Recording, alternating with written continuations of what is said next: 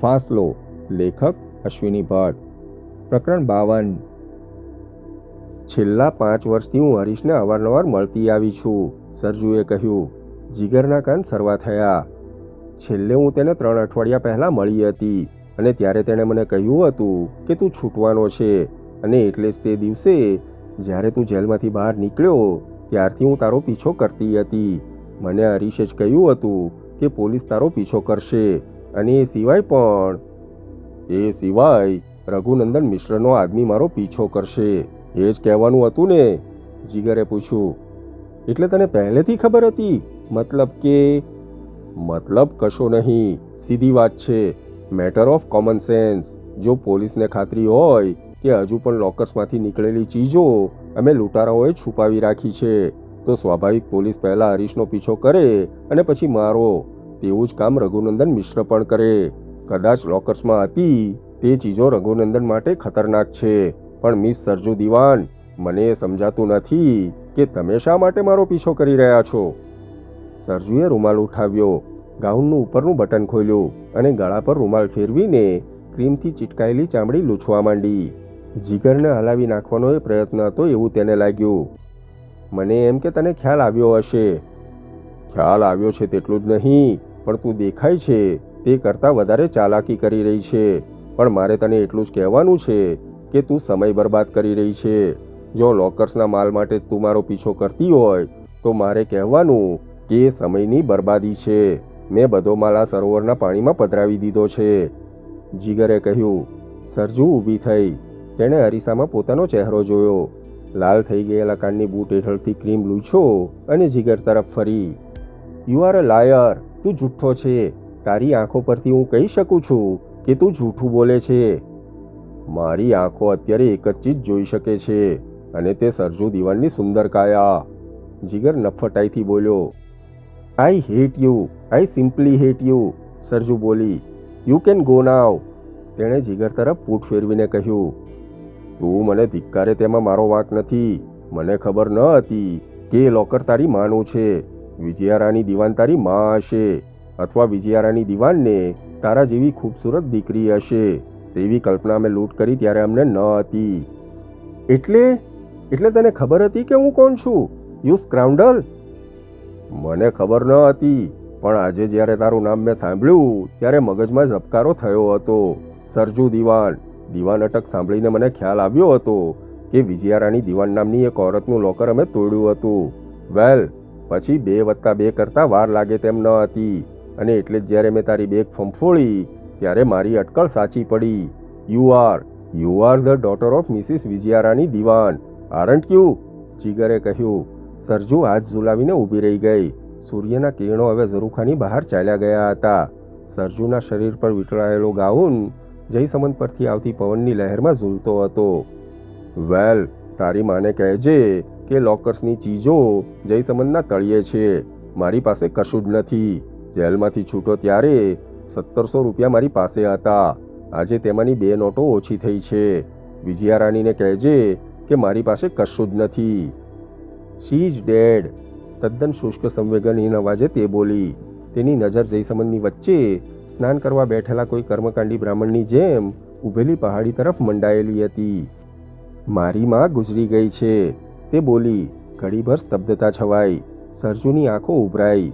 તેના હૈયામાંથી ભયાનક વેગ સાથે ડૂસકા નીકળી આવ્યા હતા. મારી માં ગુજરી ગઈ છે, સમજાય છે તને? Killed, very much killed. લોહી નીકળતી હાલતમાં મેં તેને જોઈ હતી. એ એકલી હતી તેના કમરામાં. યસ, એકલી, કહીને સરજુ રડી પડી. જીગર ધીરે પગલે તેની નજીક ગયો. સરજુના માથા પર તેણે હાથ મૂક્યો અને બીજો હાથ ખભા પર મૂકીને તેણે સરજુને નજીક ખેંચીને, સરજુ, આઈ એમ સોરી, તે બોલ્યો. તેના બદનની નાજુક ખુશ્બો તેના નાકમાં નશો રેલાવતી હતી. ધે કિલ્ડ હર. તે killed my poor mom. Do you understand? મારી માને મારી નાખવામાં આવી હતી. તેના ધ્રુજતા હૈયામાંથી ગરમ શ્વાસ અને આંખોમાંથી ગરમ આંસુ નીકળવા માંડ્યા. ઓહ નો સરજુ, પ્લીઝ પ્લીઝ. ધ્રુસકે રડતી સરજુને જીગરે શાંત કરવા પ્રયાસ કર્યો. થોડી વાર સુધી તેના બરડા પર તેને હાથ ફેરવ્યો.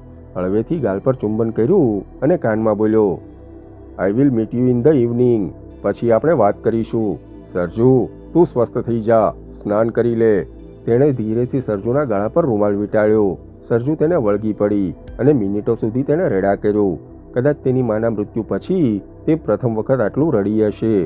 સરજુ સ્વસ્થ થઈ પછી સાંજે ક્યાં મળવું તે નક્કી કરીને જીગર કમરાની બહાર નીકળ્યો. નાનકડા પેસેજમાં કોઈ હતું નહીં. વિંગને ખૂણે પડતી અગાસી આગળ ગેસ્ટ હાઉસનો કોઈ નોકર ચોપડી વાંચતો બેઠો હતો. તે દાદરે આવ્યો. દાદરના કઠેડા પર ઝૂકીને તેણે નીચે ચા નાસ્તા માટે બેઠેલા સહેલાણીઓ તરફ નજર કરી અને તે મકાનની બહાર નીકળ્યો. તેના મગજ પરથી સરજુ દીવાન ખસતી ન હતી. સરજુ તેની ડ્રીમ ગર્લ હતી, વાસ્તવમાં આવી ગયેલી ડ્રીમ ગર્લ. તે સરજુને ગુમાવવા તૈયાર ન હતો. ગેસ્ટ હાઉસની રેસ્ટોરાંમાંથી બહાર નીકળીને તેણે સમનના ઓવારા તરફ ડગલા માંડ્યા. શું કરવું જોઈએ તેનો વિચાર તેના મગજ પર છવાઈ ગયો હતો. તેને એકાએક રૂઠી રાણીના મહેલ પર, જ્યાં તેણે લોકર્સમાંથી મળી આવેલી ચીજો સંતાડી હતી, ત્યાં જવાનું મન થઈ આવ્યું. તે ઓવારાના પગથિયા ઉતર્યો પણ ખરો. જો તેણે મોટરસાઇકલનો અવાજ ન સાંભળ્યો હોત તો તે જરૂર ત્યારે જ રૂઠી રાણીના મહેલ પર પહોંચ્યો હોત. તેણે પહેલાં મોટરસાઇકલનો અવાજ સાંભળ્યો અને પછી ઢોળા ઉપર ચડીને આવેલી મોટરસાઇકલ જોઈ. મોટરસાઇકલ પર 2 જણ હતા. તેમાંનો એક જણનો ચહેરો પરિચિત લાગ્યો. તેણે આંખો સ્થિર કરીને મોટરસાઇકલ પરથી ઉતરીને કેરિયર પર બાંધેલી નાનકડી સુટકેસને છોડતા બંને અસવારોને જોયા. તે જયસમનના ઓવારાની મધ્યમાં આવેલા બુરજ તરફ ચાલવા માંડ્યા, કારણ મોટરસાઇકલ સવારોમાંથી એક જણનો ચહેરો તેને પરિચિત લાગ્યો. તે પાછા પગલે ઓવારાની મધ્ય ઇમારતની પછી તે ચાલ્યો ગયો, પણ તેના પગ એકાએક ઢીલા પડ્યા હતા. ઉદયપુરમાં લગાતાર તેનો પીછો કરનાર આદમી મોટરસાઇકલ પર ત્યાં આવી પહોંચ્યો હતો અને તે સાથે એક મદદનીશને લેતો આવ્યો હતો. જીગર ઇમારતની દક્ષિણ તરફના ઓટલે પગ લબડાવીને બેઠો. ત્યાં જ તેની નજર પોલીસની ગાડી પર પડી. સામાન્ય સંજોગોમાં જયસમનના ઓવારાની દક્ષિણ દિશાએ આવેલા જૂના રજવાડી બોટ હાઉસ પાસે હાઈવે પોલીસની પેટ્રોલ કાર ઊભી હોત તો જીગર પરોતને સહેજ પણ નવાઈ ન લાગત. પણ સરજુ દીવાનને મળ્યા પછી સંદર્ભ બદલાયો હતો.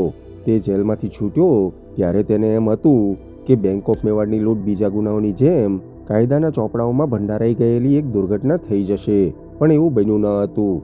હરીશ જૈન તેને લૂંટમાં હાથ લાગેલી લોકર્સમાંની ચીજો આપી ગયો હતો. ત્યારે તેણે મનથી તો નિશ્ચય કરી નાખ્યો હતો કે બીજે જ દિવસે તે બધી ચીજો જયસમનમાં પધરાવી દેશે. પણ કોણ જાણે છેલ્લી ઘડીએ તેણે વિચાર ફેરવ્યો હતો અને એ ચીજો ભરેલી નાનકડી સુટકેસ જયસમન પર ઓતરાદીઓ છાયો પાથરતી ઊંચી પહાડી પર બંધાયેલા રૂઠી રાણીના મહેલમાં એ સંતાડી આવ્યો હતો. તે જ્યારે એ ચીજો સંતાડી આવ્યો ત્યારે તેની પાછળ કોઈ આયોજન ન હતું. એ ચીજો જોઈને થડકી ઉઠ્યો હતો. એ વાત સાચી, એ બધું એવું ખતરનાક હતું કે રાજસ્થાનના કેટલાય લોકોની ઊંઘ આરામ થઈ જાય. પણ જ્યારે લૂંટ માટે તે પકડાયો ત્યારે પણ તેની પાસે કોઈ એવું આયોજન ન હતું. શા માટે એ ચીજો તેણે સંતાડી દીધી હતી તેનું કોઈ ચોક્કસ કારણ પણ ન હતું. અરે, એ ચીજોનો વ્યવસ્થિત અભ્યાસ કરવાનો પણ તેને સમય મળ્યો ન હતો. જીગરને પોતાને પણ આશ્ચર્ય થતું હતું કે શા માટે એ ચીજો અંગે તે જૂઠું બોલ્યો હતો. ગમે તેમ પણ પોલીસે જ્યારે સર્વપ્રથમ તેની પૂછપરછ શરૂ કરી ત્યારે જ તેણે જવાબ આપી દીધો હતો કે એ ચીજો તેણે જયસમનમાં નાખી દીધી હતી. અને એક વખત તેવું બોલી નાખ્યા પછી તો એ વાતને તે વળગી જ રહ્યો હતો. વળી જ્યારથી તપાસ દરમિયાન તેને જાણવા મળ્યું કે હોમ મિનિસ્ટર દેવકીનંદન મિશ્રને કેવળ એ લોકર્સની ચીજોમાં જ રસ છે, ત્યારે તેના અજ્ઞાત મનમાંથી એક પડકાર પેદા થયો હતો અને એટલે જ તે કશું જ બોલ્યો ન હતો. ડીએસપી જગન્નાથ હાંડાએ લગાતાર 2 દિવસ સુધી તેના પર અત્યાચાર ગુજાર્યો હતો, પણ તેણે એ કરફ કાઢ્યો ન હતો. જયસમનને ખોળે તેણે એ ચીજો પધરાવી દીધી છે એ વાત તેણે છેક સુધી છોડી ન હતી. આખરે પોલીસ થાકી હતી. તેમણે એ વાત સ્વીકારી લીધી હતી. ડીએસપી હાંડા જેવા કટ્ટર માણસે પણ સ્વીકારી લીધું હતું કે જીગર સાચું બોલે છે, કારણ તે પોતે પોતાની હાર માને તેવો આદમી ન હતો. ભલભલા રીઢા ગુનેગારો પાસે હાંડાએ મોં ખોલાવ્યા હોય પછી તે કેવી રીતે હાર સ્વીકારે? પણ પોલીસ ખાતામાં 2 માણસો એવા હતા કે જેમણે આ વાત સ્વીકારી ન હતી. એક હતા મોરારકા અને બીજા ઇન્સ્પેક્ટર નાગર. કેસ ચાલ્યા પછી જ્યારે તેમને સજાઓ થઈ હતી ત્યારે પણ ઇન્સ્પેક્ટર નાગરે તેને આડકતરા પ્રશ્નો પૂછ્યા હતા. જેલમાં પણ તેને 2-4 વખત તે મળ્યા હતા. જીગર પોતે પેરોલ પર છૂટ્યો ત્યારે પણ તેના પર જાપ્તો રખાયો હતો. જોકે પેરોલ પર છૂટેલા બધા જ કેદીઓને ખબર હોય છે કે જેલની બહાર પણ પોલીસની નજર આ પેરોલિયાઓ પર ફરતી જ હોય છે. પરિણામે જીગર તે વખતે સાવધ જ હતો.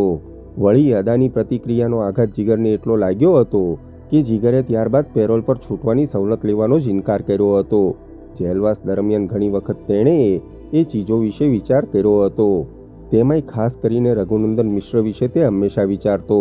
મિશ્ર કુટુંબે રાજસ્થાનના રાજકારણ પર જબરી પકડ જમાવી હતી. દેવકીનંદન મિશ્ર એક ચૂંટણી હારી ગયા હતા, છતાં બીજી વખત ભારે બહુમતી સાથે ચૂંટાઈ આવ્યા હતા. તેમનો ભાઈ, જે રાજસ્થાનમાં કિંગમેકર ગણાતો, તે એમપી થયો હતો અને દિલ્હીમાં હાઈકમાન્ડના અગત્યનો આદમી બની ચૂક્યો હતો. દેશમાં સુધારણાઓના મુદ્દાઓનો એક જંગી કાર્યક્રમ હાથ ધરવા માટે જે વિશિષ્ટ પ્રચાર તંત્ર રચાયું હતું, તેના માઉથપીસ તરીકે રઘુનંદન મિશ્રનું નામ ગાજતું થયું હતું. પક્ષ માટે પૈસા એકઠા કરવામાં રાજસ્થાનના મિશ્ર ભાઈઓનો જોટો દેશભરમાં જડે તેવો ન હતો. જીગર પરોતે જેલવાસ દરમિયાનના 12 વર્ષોમાં મિશ્ર કુટુંબની આબાદી થતી જોઈ હતી અને એટલે જ ક્યારેક તે વિચારતો કે લોકરમાંથી નીકળેલી ચીજો જો બહાર પડે તો. પણ જેમ જેમ દિવસો જતા ગયા તેમ તેમ તેને એ આખી વાતમાંથી રસ ઉડતો ગયો હતો. દેશનું તંત્ર મૂળથી પાંદડાઓ સુધી સડી ગયું હોય ત્યાં એ ચીજો જાહેર થાય તો પણ શું વળવાનું હતું. દેશભરમાં ઠેર ઠેર આવા નાના નાના મિશ્રો રાજકારણીઓ પેદા થયા હતા. જેમની કોઈ હેસિયત ન હતી તેવા આદમીઓએ બોડી બામણીના ખેતર જેવા દેશના રાજતંત્રને ઓઠે મબલક મિલકત પેદા કરી હતી. ડેમોક્રેસીની આ બલિહારી હતી. જેલમાં રહ્યા જીગરે ખૂબ વિચાર્યું હતું અને વાંચ્યું પણ હતું. તેણે ગોવિંદ ભંડારીની વાતો યાદ કરીને કંઈક વખત નિશ્વાસ નાખ્યા હતા. એ પથ્થરોમાં પ્રાણ મૂકવા માગતો હતો, પણ તેને આ ધરતી પર પેદા થયેલા રૌદ્રોનો પરિચય ન હતો. દેશ પરથી અંગ્રેજી રાજ્ય હટાવનારાઓએ જે આત્મબલિદાનો આપ્યા, તેમણે તો યજ્ઞના બલિ તરીકે જ આત્મવિલોપન કર્યું હતું. તેની પ્રસાદી તો યજમાનોએ લીધી હતી, જેમણે ખંતીલા ગીધની માફક તક ઝડપીને તરાપ મારી હતી. નિરક્ષર અને અડધા ભૂખ્યા લોકોના કીડિયારા પર ખાંડના થોડા દાણા ભભરાવીને વોટ મેળવી શકાય છે. જેમને શાસન કે બંધારણ વિશે કશું જ્ઞાન નથી, તેમના વોટ મેળવીને ખુરશી મેળવી લેવાનું કાવતરું કરવામાં કોઈ પક્ષને કોઈ સિદ્ધાંત નડતો નથી. સત્તા પર આવ્યા પછી તેને ટકાવવા માટે કોણે શું નથી કર્યું, એ સવાલ જીગરે કેટલી વખત વાગોળ્યો હતો. તેના પરિણામે એક ઉદાસીનતા જન્મી હતી. અરે, જેલમાંથી તે છૂટ્યો ત્યારે તો તેને યાદ પણ નહોતું રહ્યું કે સૂટકેસમાં શું શું ચીજો છે. તે છૂટ્યો ત્યારે તેને એ પણ ખ્યાલ ન હતો કે નાગરનો બચ્ચો બેંક ઓફ મેવાડના મુદ્દામાલનો છાલ છોડે તેવો ન હતો. જો તેણે ચેતક રેસ્ટોરાંમાં સરજુ દિવાનને જોઈ ન હોત, અથવા તો સરજુએ તેને કોઈ રહસ્યમય નવલકથાની ખેપાની નાયિકાની જેમ ચેતવ્યો ન હોત, તો આજે પણ લોકર્સની ચીજોની અગત્ય તે સમજ્યો ન હોત.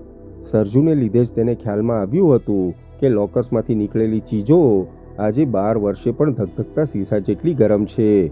બેંક ઓફ મેવાડને લૂંટવાનો ઈરાદો જ્યારે ગોવિંદ ભંડારીએ જીગર સમક્ષ જાહેર કર્યો, અથવા તો આવું કંઈક કરીને બિરેન ભટ્ટાચાર્ય માટે રૂપિયા એકઠા કરવાનું વિચારવામાં આવ્યું, ત્યારે જીગરની જે માનસિક સ્થિતિ હતી તેવી સ્થિતિ આજે રહી ન હતી. લૂંટ કરવી એ ગુનો છે, ક્રાંતિ નહીં, તેવી તેની માન્યતા હતી. લૂંટ કર્યા પછી તેના પરિણામો એક સામાન્ય લૂંટારા તરીકે તેણે સ્વીકારી પણ લીધા હતા. પરિણામે તેને કોઈ એવો ગંભીર માનસિક આઘાત લાગ્યો ન હતો. તેને જે આઘાત લાગ્યો હતો તે અદાને કારણે લાગ્યો હતો. કારણ તેના પાપની વધુમાં વધુ કપરી સજા જાણે ઈશ્વરે અદાને આપી ન હોય. તે પકડાયો ત્યારે પોલીસ તરફ તેને કોઈ રોષ પેદા થયો ન હતો. ગુનેગારને પોલીસ પકડે અને સજા થાય તે નૈસર્ગિક કાયદા જેટલી સ્વાભાવિક વાત હતી. પણ આજે જ્યારે જયસમંદના ઓવારાની પાળ આગળ તે બેઠો હતો અને તેની નજર પોલીસ પેટ્રોલની ગાડી તરફ મંડાયેલી હતી, ત્યારે તેના મનમાં કંઈક જુદી જ મસ્તી હતી. થોડીવાર પહેલાં જ તેણે મોટરસાઇકલ લઈને આવેલા પેલા આદમીને જોયો હતો. તે એ જ આદમી હતો જેણે જીગર પરોતનો પીછો કર્યો હતો. એ જ આદમી હતો જેને માટે સરજુ દિવાન તેને ચેતવવા તેની પાછળ ચેતક રેસ્ટોરાંમાં આવી હતી. જીગરે મનમાં જ સ્મિત વેર્યું, બીજું બધું જે હોય તે. પણ જો તેણે લોકર્સમાંની ચીજો છુપાવી ન હોત તો તે સરજુ જેવી ઓરતને મળી શક્યો ન હોત. આવી ઓરત તેણે કેવળ નવલકથાઓના પાનાઓમાં નિહાળી હતી. કેટલી બેનમૂન, કેટલી બહેતરીન. એકાએક તેને સરજુના દેહનો સ્પર્શ યાદ આવ્યો. માનવી કવિતાની જેમ દ્રશ્યો અને જગ્યાઓ કે નામની જેમ સ્પર્શને પણ યાદ રાખી શકે છે. પ્રાણીઓ જેમ અવાજ કે ગંધ પારખી શકે છે, તેમ માનવી પણ પોતાની 5 ઇન્દ્રિયોથી થયેલા સંવેદનોના સંભાળણા રાખી શકે છે. એટલું જ નહીં, પણ એ સંભાળણાને વાગોળીને એક સુખદ આનંદ પણ માણી શકે છે. સરજુને તેણે બળાત્કારે આલિંગન કર્યું હતું. તેના દેહમાં આત્મસાત થવાનો ઉશ્કેરાટભેરો પ્રયત્ન કર્યો હતો. ચુંબનોથી તેને અકળાવી નાખી હતી. છતાં એ સ્પર્શનો આનંદ તેના દિમાગમાંથી હટતો ન હતો. એ સંવેદન તેના રોમરોમને ઉશ્કેરતું હતું. એ સંવેદનને વર્ણવવા માટે તેના શબ્દભંડોળમાં શબ્દો ન હતા. સ્ત્રીની સુંદરતાના અનેક વર્ણનો તેને વાંચ્યા હતા. દરેક નવલકથાની નાયિકાઓ સુંદર જ હોય, સંપૂર્ણ હોય, અને કદાચ અપૂર્ણ હોય તો તેની અપૂર્ણતા જ સૌંદર્યની ચરમસીમા પર હોય. આ બધું તેણે વાંચ્યું હતું, સાંભળ્યું હતું, કલ્પ્યું હતું. અંગ્રેજી ચલચિત્રોમાં આવતા માદક, શૃંગારમય અને જીન્સી દ્રશ્યો તેણે નિહાળ્યા હતા. એવા દ્રશ્યોના સ્વપ્નો પણ તેણે જોયા હતા. પણ એ અનુભવ, એ આસ્વાદ પરોક્ષ હતો, મર્યાદિત હતો. તેમાં તો પોતે કેવળ પ્રેક્ષક રહેતો.